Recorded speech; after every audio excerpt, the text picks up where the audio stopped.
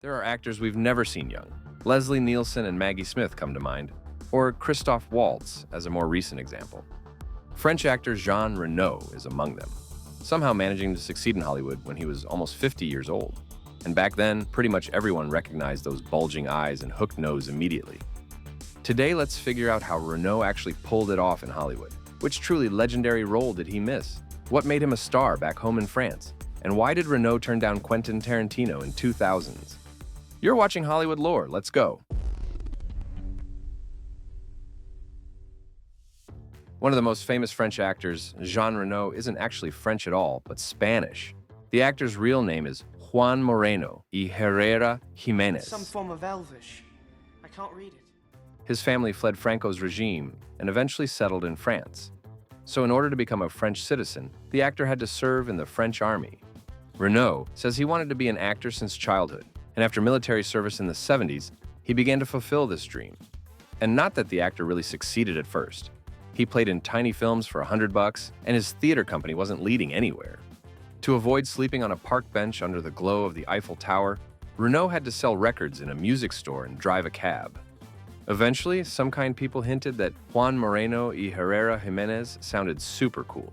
But with such a tongue-killer name, it's better to quit the industry right away. At first, the actor tried to be Jonathan Brune, and only later Spanish Juan elegantly turned into French Jean, and Moreno was downsized to Reno. Now we know that changing the name was probably good for Reno's acting career. But it's generally believed that we even get to know it at all, thanks to director Luc Besson. Reno first worked with him in 1983 in the film The Last Battle. But their next collab, Subway, became one of the biggest French films of 1985. Then came The Big Blue, where Rosanna Arquette also showed up. That movie turned into a massive box office hit in France and collected a bunch of César nominations. Reno got one too, and from there his career really took off, right around the time he was 40. After Nikita, everything got even better. The movie crushed it too, even snagging a Golden Globe for Best Foreign Language Film. Reno didn't play the lead in there, so he didn't get quite as much attention as Besson. But the actor's vibe in that film impressed the director so much that he immediately started cooking a new movie where he could put such a badass-looking man to use. While Besson was busy daydreaming about houseplants, long coats, and beanies, Reno wasn't just wandering around. He decided to try his hand at comedy. That's when another director appeared, someone who did just as much as Besson to make Reno a star in France. His name was Jean-Marie Poiret.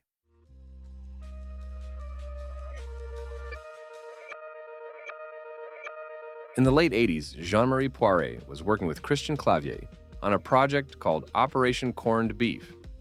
They wrote the script together and ran around French studios and TV networks, hoping some very important people would be blown away by their masterpiece. Somewhat impressed was only Gaumont Studios, so they gave some money, a bare minimum to be exact. When Poiret and Clavier protested, they were politely reminded about their recent flop My Best Pals. Originally, the leads in Operation Corned Beef were supposed to be Christian Clavier and Gérard Depardieu. But Depardieu, already a big star by then, took one look at the film's budget and suddenly remembered he had some urgent business elsewhere. Every actor they offered the lead to suddenly had their own urgent business. Rumors say it was Clavier's wife who eventually suggested they take a look at Jean Reno, and for a comedy he agreed right away. The public's interest in the Reno-Clavier duo was crystal clear, and the director got to work on Les Visiteurs. In France, people call this movie their local version of Transformers because of the crapload of product placements. Back then, critics loved to scold the film just for that, claiming with so many ads, half the budget was already returned before the movie even hit theaters. Whether that was true or not didn't really matter. Audiences loved Visitors so much that it's still one of the top 5 highest-grossing French films of all time.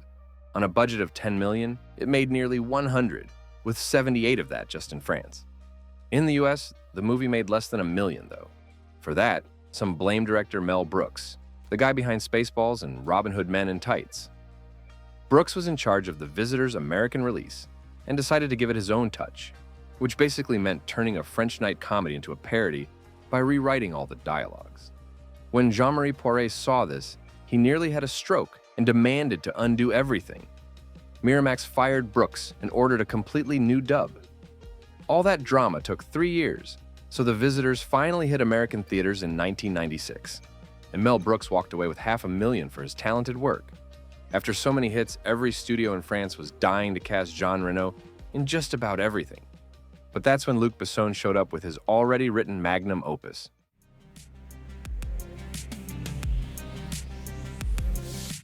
Besson wrote Léon already knowing Jean Reno would play the lead, even though Mel Gibson and Keanu Reeves were both very interested. The director had to battle American producers to keep Reno in the role. They couldn't care less about Les Visiteurs blowing up French box office. Casting Matilda was a headache, too. Liv Tyler seemed too old to Besson. Natalie Portman too young. Something about Christina Ricci didn't sit right with him either.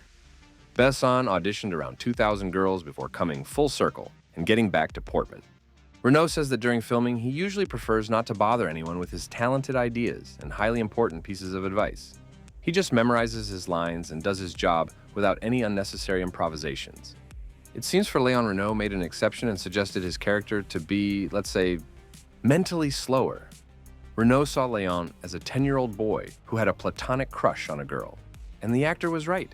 In the original script, Matilda straightly asked Léon when he was finally going to get under her skirt. Test audiences neurotically laughed hearing this, killing the movie's vibe. So almost all of these lines got cut.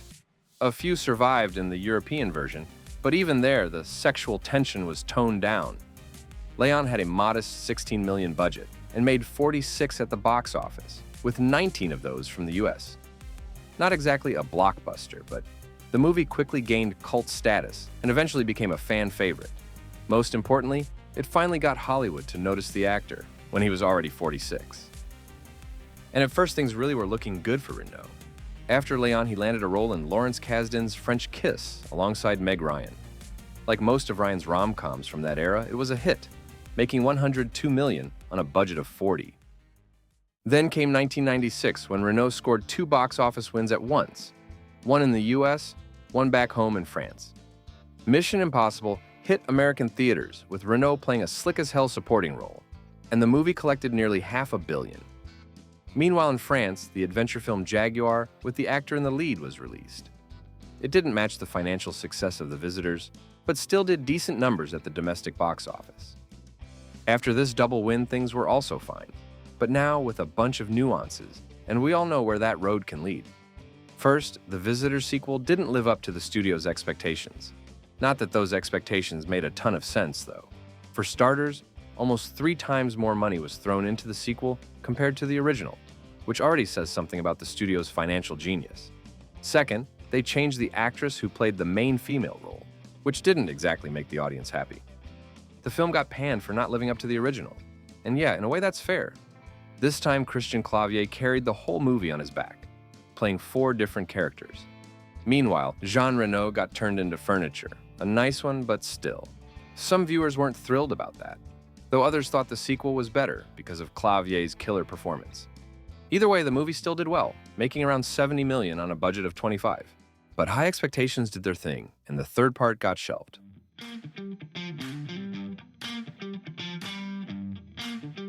Around the same time, Reno hit American theaters with 2 big movies, Ronin and Godzilla.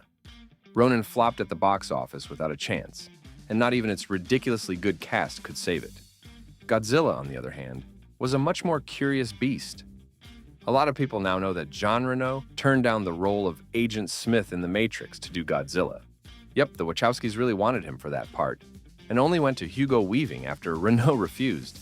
They even tried to get him for the sequel a bit later, supposedly for the role of Merovingian. In hindsight, it's a no-brainer that Reno should have picked The Matrix, but back then it wasn't so obvious. 2 suspicious weirdos with barely a resume showed up blabbering about slow-mo bullets, instant kung fu downloads, and choosing between 2 pills. Can you really blame Reno for picking the blue one, offered by Roland Emmerich, who already had Stargate and Independence Day under his belt? Just like Emmerich's earlier hits, Godzilla did well in box office too, making $379 million, costing $130. But once again, very important people were disappointed, claiming that with marketing costs that massive, the film should have done better. Worse were the audience ratings, which made studio execs' foreheads all sweaty. These very execs would later admit that skipping test screenings was a big mistake. They were afraid the Godzilla design would leak if they showed the film to focus groups, which is kind of hilarious because the design still got leaked anyway. In the early 2000s, Reno popped up in The Crimson Rivers alongside Vincent Cassel. That was a French film, but it ended up being pretty popular across all Europe, especially in Germany and Italy. On a budget of $14 million, it made about 60. But in the US, things weren't going so great for Reno. Just Visiting was released, an Americanized version of the original French Visitors movie. You'd think that after the sequel, Jean Reno would have gone straight into making a final film in the French trilogy. But the box office results for Part 2 got in the way. The studio wasn't thrilled with the numbers and made a deal, an American remake first, then we'll talk about the third Visitors back in France. Some talented folks reworked the original Visitors script, and when the director saw the result, his butt basically exploded. He tried to delta the hell away, but the studio waved some cash in front of his face. That very one for finishing the French trilogy. So, the director gave up and shot the remake. Out of all the Visitors movies, the American one was the most expensive. The budget was around $35 million, and it made only 16, with just $4 million of that coming from the US. Like, from the very audience it was made for. After Just Visiting, Christina Applegate's already questionable film career was pretty much doomed, and she eventually shifted over to voice work and TV. Jean-Marie Poiret later said he absolutely hates that movie, but he did everything possible for it to be watchable. The bad guys here, as he said, were the scriptwriters and American producers, who refused to allow any rewrites or improvisations. The studio, to their credit, kept their word and eventually funded the third Visitors film. But the key word here is eventually. That same year, Reno had another French release, Wasabi. Luc Besson wrote this script while catching a breath between taxi movies. The film was shot in Japan in speedrun mode, and it's hard to say if anyone really expected it to make serious money. Either way, Wasabi didn't. It made just $10 million on a budget of 15. During its first week in France, it even lost to American Pie 2, though later eventually climbed to number 1. But outside of France and Russia, almost no one saw it. A few years ago, there were rumors about a sequel, sparking talks of home video sales, making the movie profitable eventually. It turned out to be a joke some journalists cooked up, though, so Wasabi most likely really screwed up. Box office flops seemed to grow fond of Reno, and didn't want to leave him alone in 2002 either. That year, the actor bombed hard with two more projects, the French film Jet Lag and the American Rollerball. The original Rollerball was a 1975 movie by director Norman Jewison. It wasn't a smash hit at the time, but it did all right financially and even kicked off a mini wave of dystopian sports films. Director John McTiernan apparently couldn't sit still observing this wonderful legacy, just like he couldn't with Jewison's other film, The Thomas Crown Affair, which McTiernan also remade with Pierce Brosnan. And while Thomas Crown turned out well, Rollerball became one of the biggest disasters of the 2000s. McTiernan, the guy behind hits like Die Hard and Predator, rolled the dice one more time with Basic, thus completely ending his career as a talented director. Box office flops kept loving Reno for a few more years. The sequel to The Crimson Rivers tanked at the box office, though part of the blame goes to the studio's financial genius, who doubled the budget. The film ended up making $40 million, costing $30. Right alongside it flopped the comedy Ruby and Quentin, where Jean Reno tried to be Gérard Depardieu, and Gérard Depardieu stepped into the kind of role Pierre Richard used to play with him. Ruby and Quentin cost $27 million, and good luck spotting where that money went. Same goes for The Crimson Rivers 2, by the way. Chances are this great cinematic mystery has a simple answer. Reno and Depardieu wanted to eat pretty badly. Reno's paycheck for The Crimson Rivers 2 was reportedly around $5 million, one of the fattest in his career. In 2004, Reno tried to team up with Christian Clavier again in The Corsican File, but that didn't go well either. The film made $19 million in France, exactly the film's production budget, which is basically a flop. Even worse was the French-Italian co-production empire of The Wolves, which cost nearly $25 million and flopped even harder. Someone might say the budgeting was idiotic, and the French box office is unable to cover that kind of spending. But the recent Asterix and Obelix Mission Cleopatra pulled in $80 million in France alone, without even breaking a sweat. And we've already talked about The Visitors, which made over $100 million.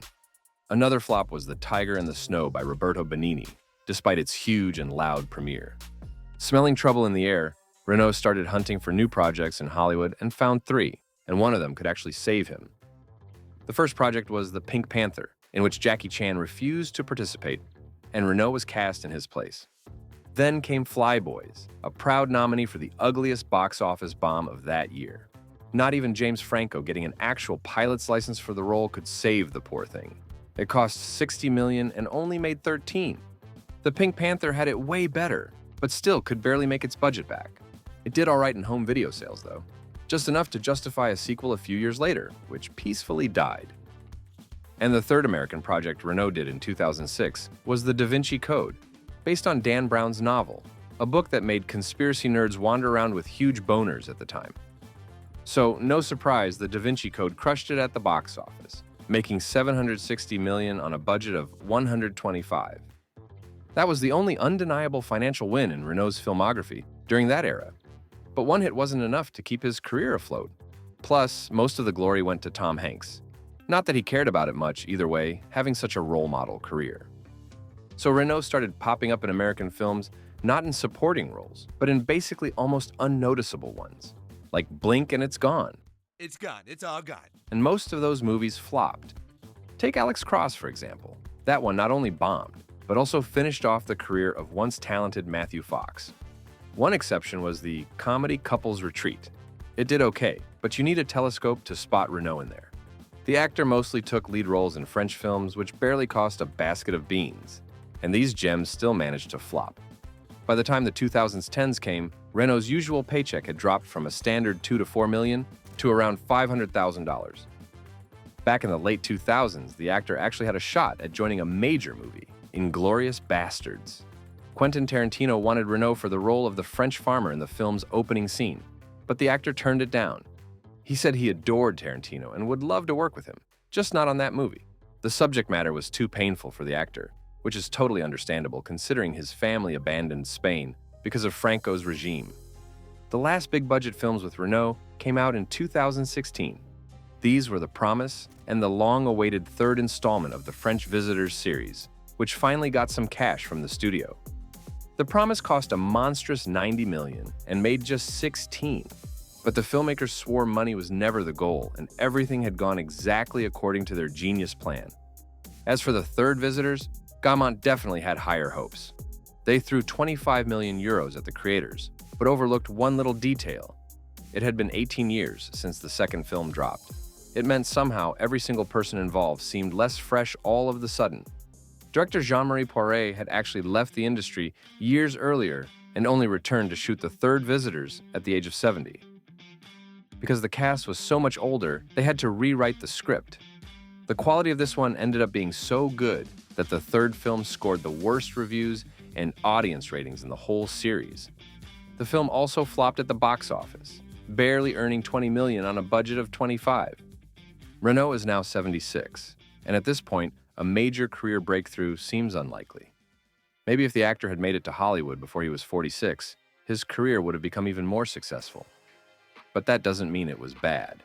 Most European actors, and plenty of American ones, would kill for a career like his. And honestly, there's a lot to envy, especially how gracefully Reno has aged and managed to stay out of mess, which is more than can be said about a certain European actor from Belgium who loved to throw punches and pour every substance on earth into himself while doing splits. We've got a nice video on Jean-Claude. Go check that one out. Thanks for watching, hit like, subscribe, and all that, and we'll see you next time.